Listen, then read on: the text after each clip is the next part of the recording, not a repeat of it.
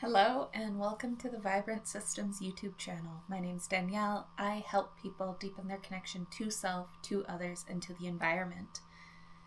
And today, in the building blocks of community building, I really want to talk about decolonization and how it's something every community will benefit from.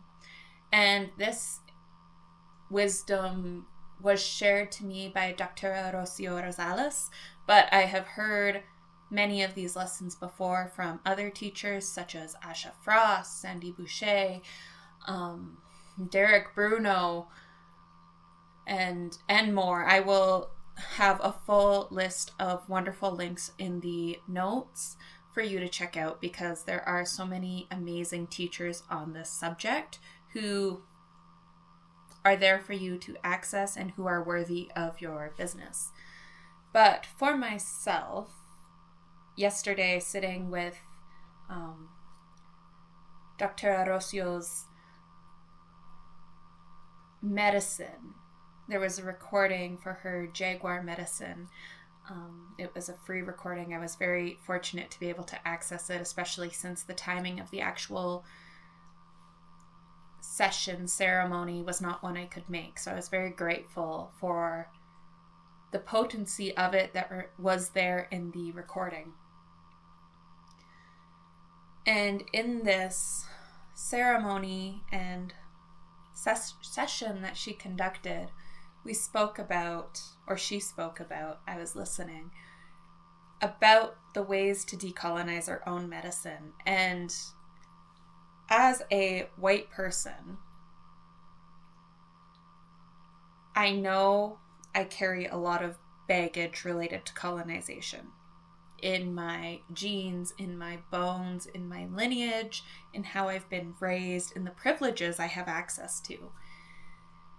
And at the same time, I have always resonated with teachers like Dr. Arrocio and Asha Frost for their connection to the earth, for their understanding of building accountability and balance and harmony within communities, because oftentimes it is these indigenous teachers, it is these people of color who have wisdom that we are missing, very much so in these colonized systems we all live in.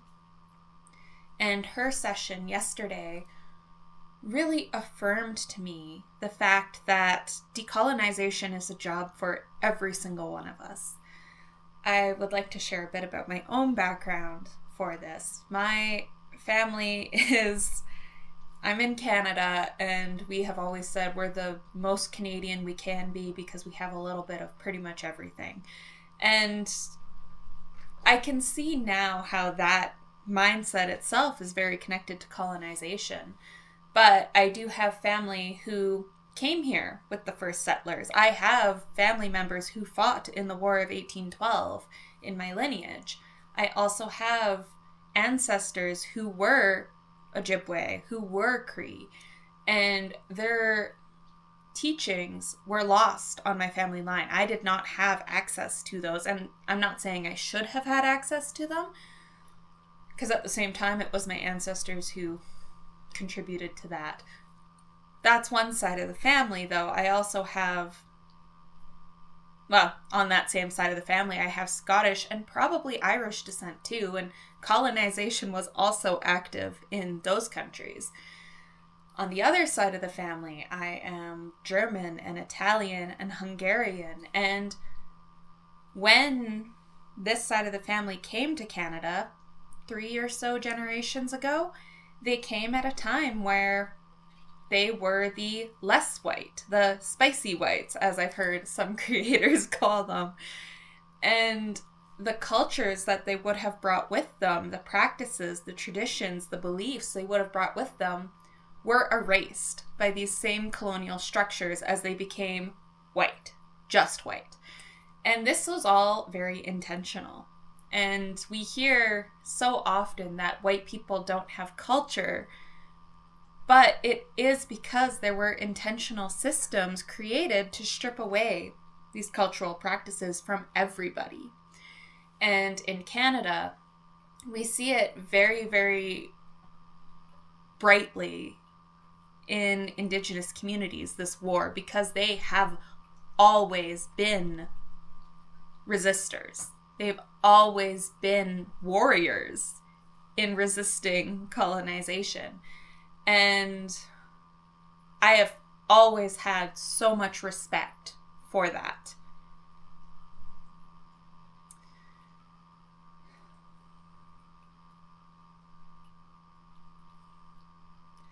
And it is as I've grown in my own awareness and in my own learning of my own privileges, of how I want to move in the world, what purpose I feel I am called to fulfill, I've grown really aware of how colonization has not just affected minority groups, people of color, Indigenous people, but the same ways that it's affected me.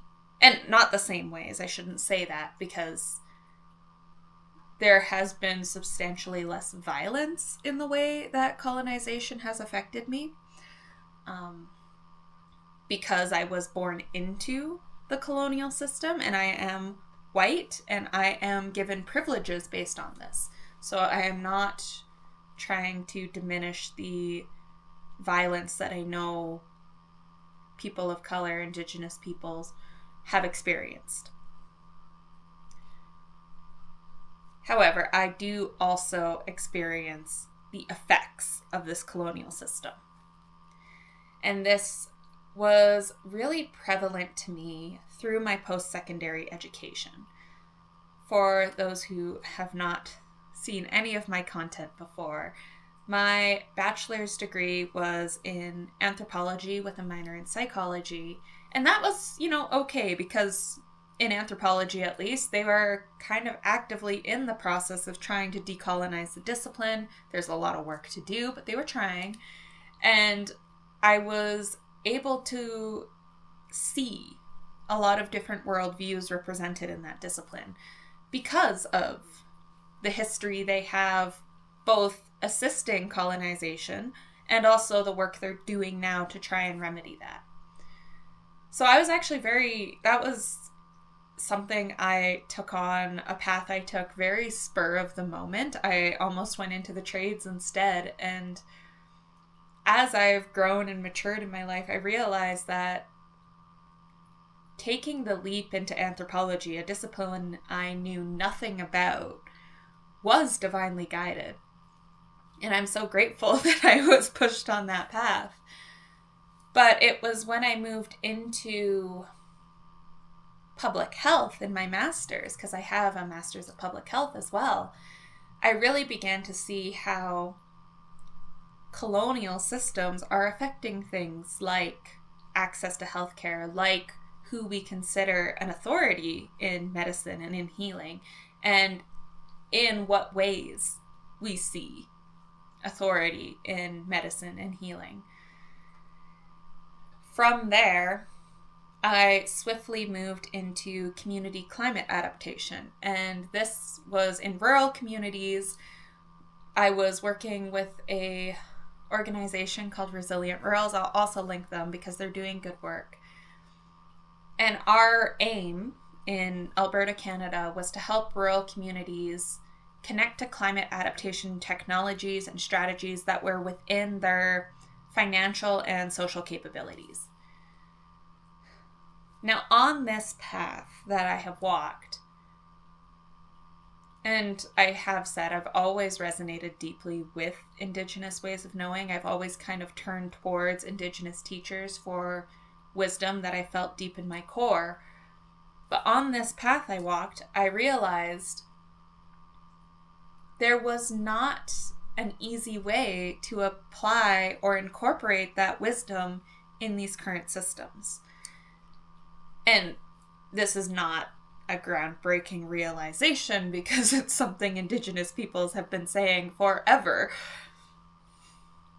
But it became very obvious to me, and I was very naive there for a while, of course, as young people are. But trying to align to these systems, it wasn't just a matter of wanting to create change and transformation, but I began to notice a very deep impact on my own well-being trying to learn to operate within these systems that were very colonial still. I am neurodivergent, I am queer, and these aspects of my identity are not ones that are easily accepted in colonial paradigms, especially ones that can be as rooted into that paradigm as rural communities can be, or as academic institutions can be. Academic institutions do try to be more progressive because they try. So I didn't notice it quite as much there, but when I started working in these systems, trying to navigate them, I really disconnected from my own authenticity.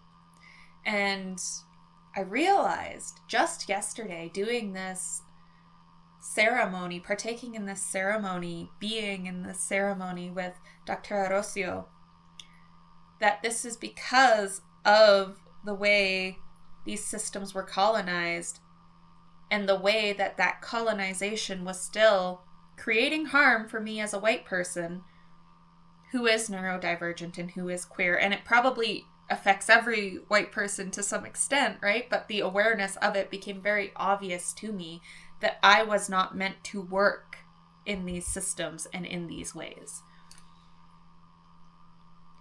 And this is to say that decolonization is work all of us are called to do.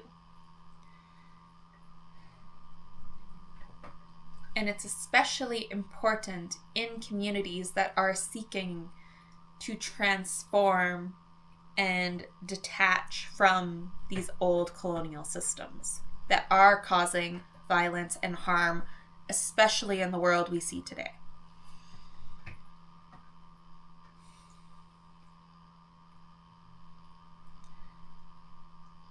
Equally, what I've noticed as someone who is now very connected to their own spirituality, who has worked to integrate in a good way the teachings I have learned from the various Indigenous elders and mentors that I have encountered on my path. What I have seen is a lot of the communities, especially those led by white people or trying to be spearheaded by white people, do not do the hard work of decolonizing first. And because they have not paid attention to how the colonial paradigms and systems are still affecting their mind and their relationship to the world around them, they encounter a lot of difficulties and challenges. For example, I noticed in my community consulting career that there was a lot of attachment to the existing systems that we live in, government systems. Understandably, like municipal governments rely on funding because, especially in rural communities, they do not have the tax base, the commercial base to support themselves otherwise. And this is, I think I have created videos on that before about how it has created a lot of bottlenecking in what these communities are capable of providing their residents. And then, of course, the residents are also caught in these same systems, these same very capitalistic, exploitative systems. So it's not like they have the energy right now to contribute to their communities in a meaningful way without pay. But this is a very intentional part of the colonial system because it doesn't care about thriving communities or rich cultures or building pleasure and connection into daily life. It doesn't care about that. The way the colonial system has worked and the way it's working, especially as we see a very visible transition into fascism, is it strips people down to solely their potential as workers. Because capitalists understand the value of labor, and unfortunately, they only see the value of a person in the labor they provide. And this is a wound I have really had to contend with myself over the past year, especially starting my own business and learning to do so in a sustainable way as a neurodivergent person who I am not capable of working or grinding the way that has been embedded in our culture for so long.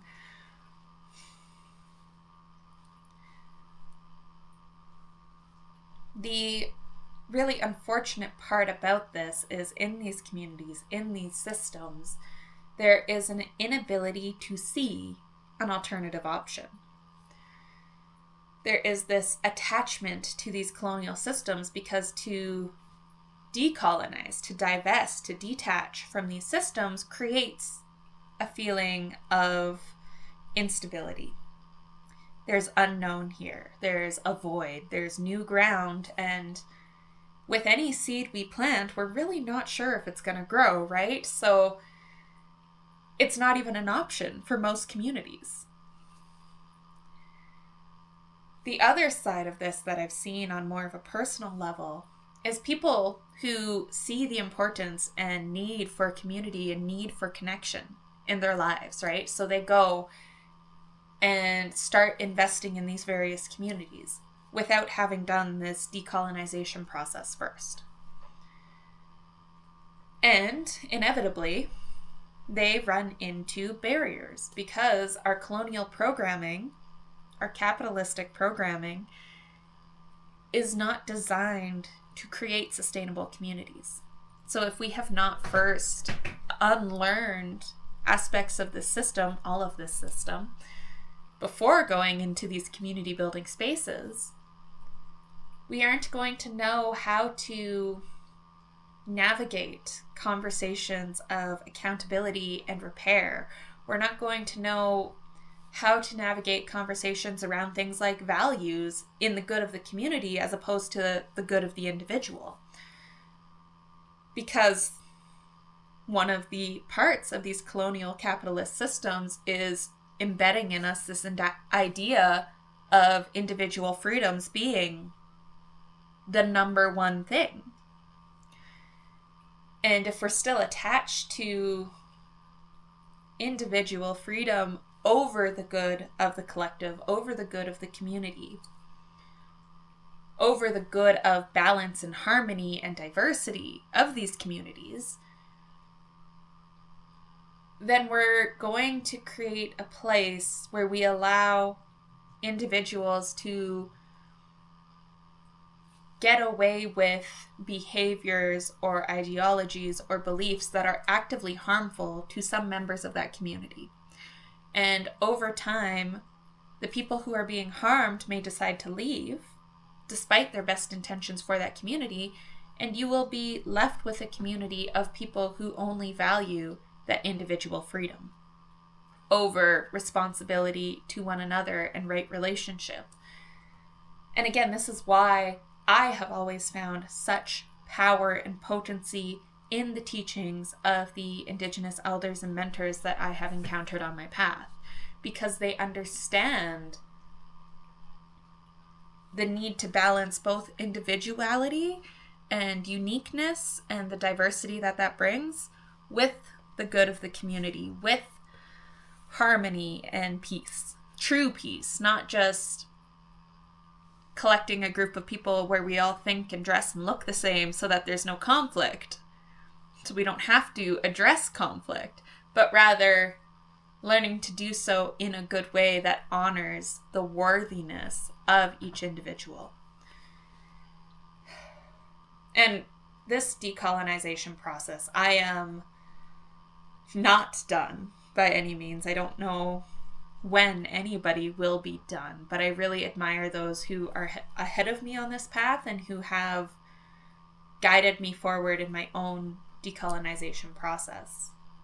and reminded me the importance of being very humble in this process and understanding that despite my best intentions, there are still going to be times where I contribute to harm and contribute to violence.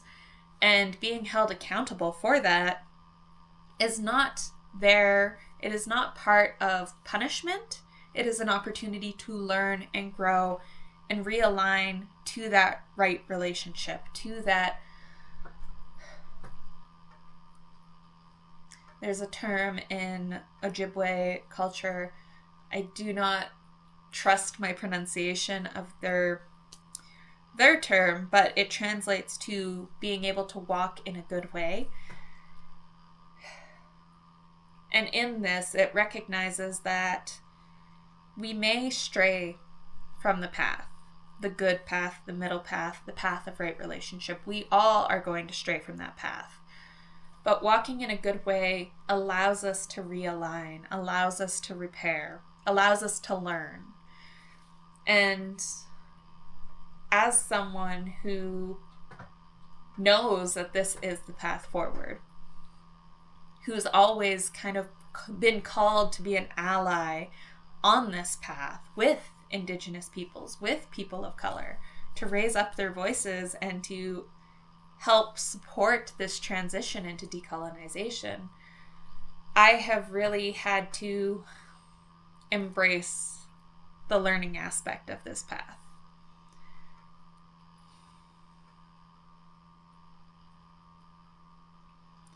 I think also I want to just address a few myths that might show up around decolonization too, in name of this walking in a good way.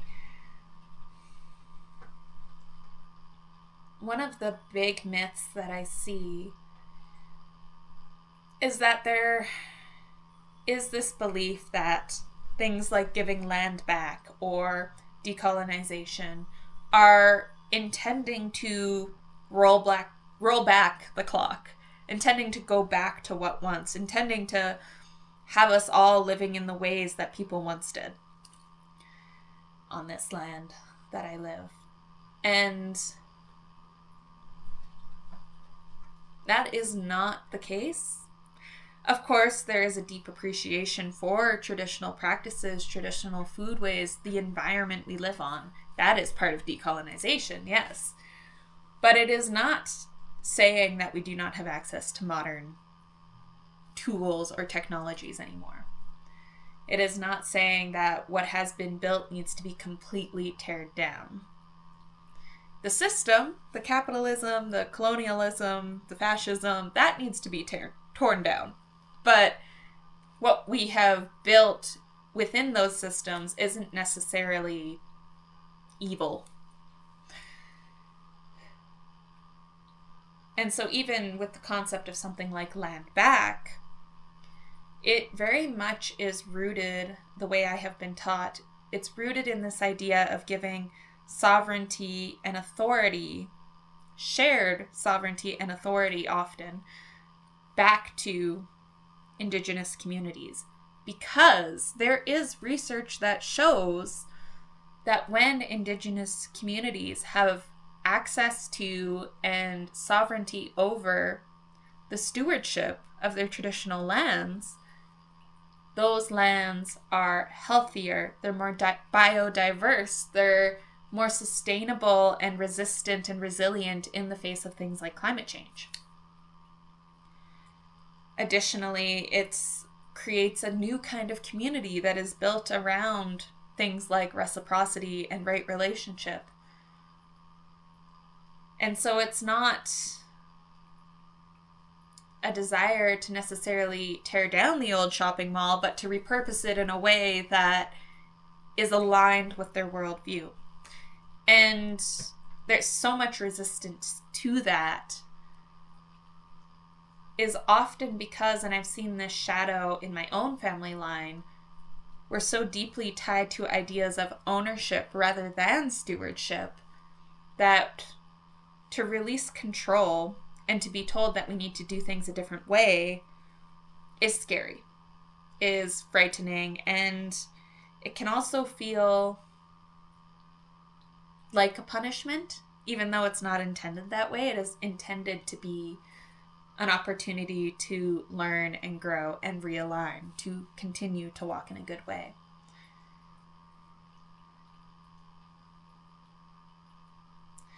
The other, I don't know if this is so much a myth as a misconception, perhaps is a better word, aspect of decolonization that I see is, again, there are many communities that wish to bypass the decolonization work to get to the good stuff, to get to the peace, to get to the harmony. And alongside the fact that if you're not doing this hard work of confronting these shadows within the collective, if you're not doing that hard work first, you're going to encounter a lot of challenges. But the other big side of that is it's incredibly disrespectful to those who continue to really feel and face the violence of these colonialistic, capitalistic, fascist systems.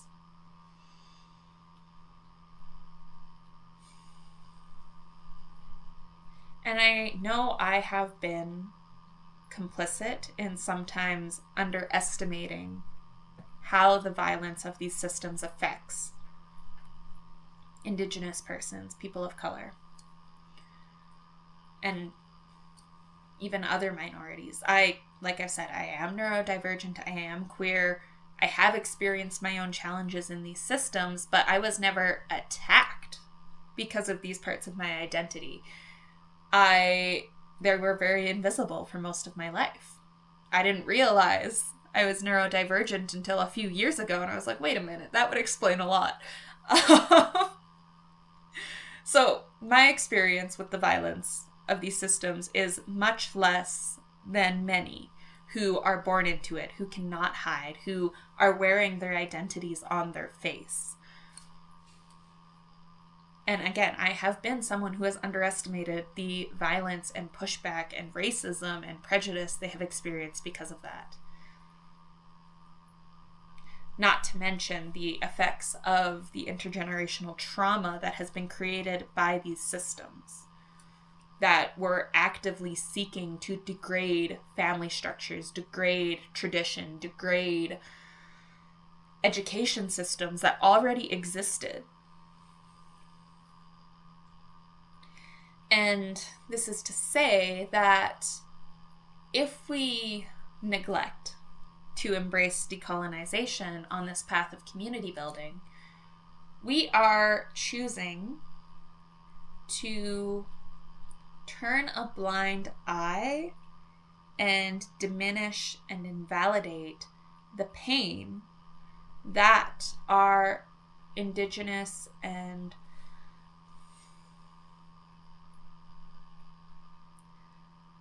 that the BIPOC community has experienced under these systems. If we are unwilling to learn the history and make the connections of that history to modern issues like the opioid crisis, like climate change, like lateral violence, like rates of incarceration, if we're unwilling to connect those dots and sit with the discomfort, the pain, the grief that comes up when we really realize that this is all still held in the bodies of people around us today, then we are doing a huge disservice to these relations of ours. Because again, this is another teaching that I have always held close to my heart that has been shared with me by many Cree elders, is we are all relatives. It is all my relations, including the plants and animals.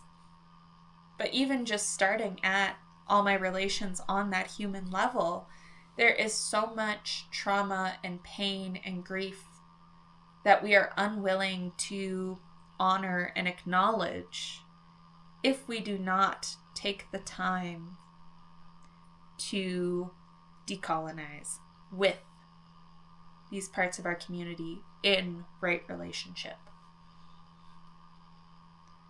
And if you're someone who's done any measure of growth and healing on that personal level, you probably are aware how painful it is to have your experiences invalidated, and how the invalidation of those experiences can make it that much harder to heal.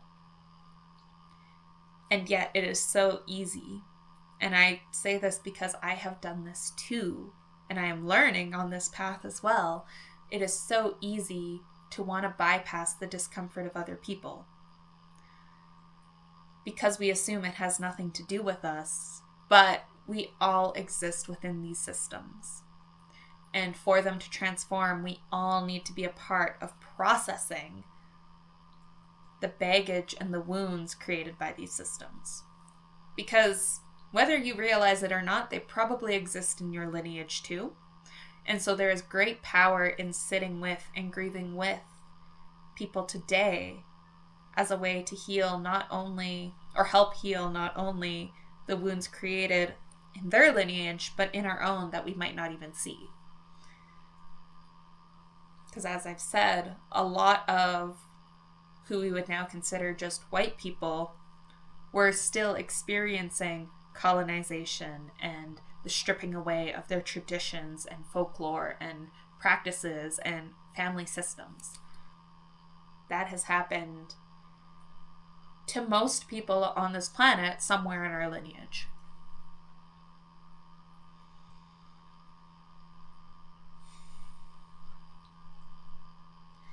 Now, the real benefit to actually taking the time to decolonize, to sit with this grief and to learn from it, is that in being able to walk this path that is uncomfortable, that is vulnerable, that does feel unsteady, we can actually start to imagine new ways of being and doing in this system.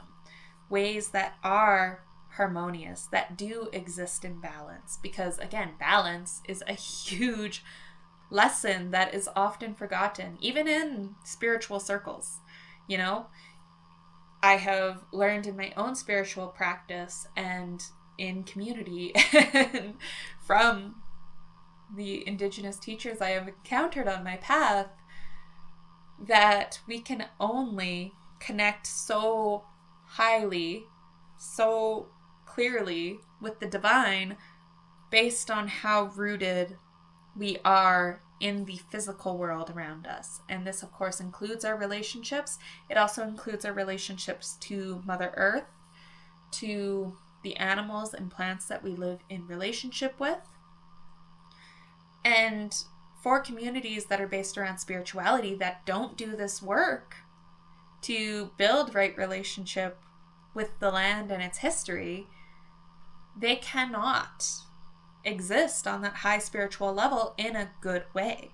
And that is something that's really dangerous, because when we're ungrounded in our spirituality, we can be very misguided and unpractical, and we forget that the point of our spirituality is to make a difference in this physical world. If we're just living in this love and light energy with no meaningful action in the world around us to bring that love and light energy into the world, we are not walking a true and authentic spiritual path. And again, I am guilty of this because it's a great place to be, sitting in that love and light energy and wishing that everybody just did the exact same thing I did so we didn't have to address the pain and the discomfort of the physical world. But that is not why we're here. We're here to make differences in this physical world. And this is a huge aspect of the spirituality I've learned through Indigenous communities that I really appreciate and respect, because they are never seeking to disconnect from the world around them. To, at least the way I have been taught, is most of the Indigenous mentors, teachers, and elders who have taught me are quick to remind us that it is our relationships with the world, the respect that we have grounded in the world around us, that are the most important part of this path. How we relate to the earth, how we relate to the plants, how we relate to our medicines and our food, how we relate to our relatives and our enemies. All of that is about balance and groundedness and action. We are called to be, to not push, but we're also called to do and act in alignment with this balance, in support of it, in support of, in Cree ways of knowing, the next 7 generations of our line. Because what we do today will have long-term impacts. And this approach to looking down the lines, looking down at descendants, hypothetically for me at least, is really powerful. And it's actually really been a transformational part of how I move forward in my business. Because for a long time, when I was focused very much on myself as an individual and my career, rather than my purpose and the changes I want to make long term, I was untethered. I was misguided. I felt like I was spinning my wheels and not getting anywhere. And it was only when I was asked to start thinking about what kind of world do I want to create for my future children, that I was able to understand, there's a vision that I'm supposed to contribute to. And with that vision, there's a mission that I'm supposed to act on. And that is what has created that Vibrant Systems slogan, helping people deepen connection to self, to others, and to the environment. Because in the mentorship work, in the community work, in the individual video courses that I now host, that is my goal. And all of this is done with the intention to decolonize the ways we have thought about connection and healing and balance in the past, community in the past, or the ways I have been taught community. And I will be, for those who are interested in maybe a community mentorship type program. This is something I want to start branching into. I'm still sitting with it because, like I said, I want to do it in a good way. I want to do it in a very aligned way. But for those who are wanting to start a community and move forward through this process of decolonization and into transformation, reach out to me at danielle.vibrantsystems.ca. Danielle.vibrantsystems@gmail.com, sorry. Vibrantsystems.ca is just the website. You can still access me through there. But reach out to me. And I don't like calling it consulting work anymore, but mentorship work with your community to create these new systems and process that is done in right relationship, that is done walking in a good way. Because that is the path I have been called to walk, not just in that personal level where I've always resonated with that, but that is what my Indigenous relations and mentors have reminded me I am here also to do. Not to speak louder than them. I will always raise up their voices. Again, check out some of those links in the bio or notes below. Check them out. They're amazing teachers. But it is not enough to just raise up their voices. I am also called to help do this work in partnership and allyship. And decolonization can be scary. It can feel like blame. It can feel like discomfort. And that is why you do not have to do it alone. So again, if this is work you are interested in doing in your community, you can connect with me at danielle.vibrantsystems@gmail.com. Let's make your story a vibrant one.